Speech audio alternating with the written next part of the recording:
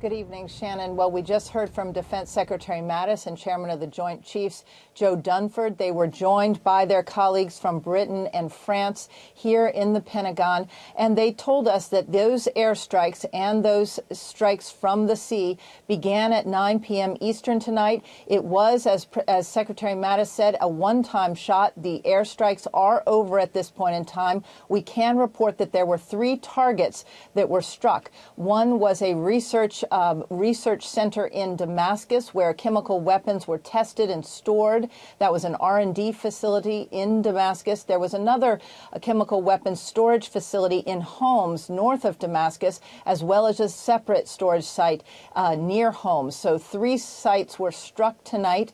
We just heard from Secretary Mattis. Here's what he said. Tonight, France, the United Kingdom, and the United States took decisive action to strike the Syrian chemical weapons infrastructure. Clearly, the Assad regime did not get the message last year. General Dunford said that Syrian surface-to-air missiles had been engaged at the beginning of the airstrikes. They, however, have not reported that there were any U.S. or allied losses as a result of those SAM missiles being fired, but they were engaged at the start. There was no sign that the Russians engaged in any way.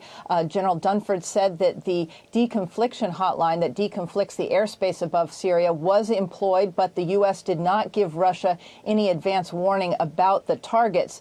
Obviously, as they were choosing targets in recent days, it was very important to the Pentagon that they not choose any sites where they thought that Russians could be killed in the process. That's why they looked at these 3 targets in particular. They also wanted to minimize, according to Secretary Mattis, any potential for civilian casualties.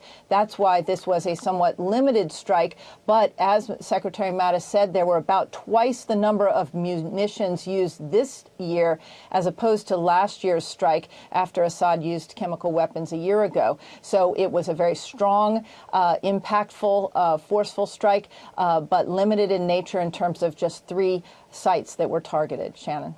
All right, Jennifer Griffin, remaining live for us at the Pentagon. Thank you very much tonight.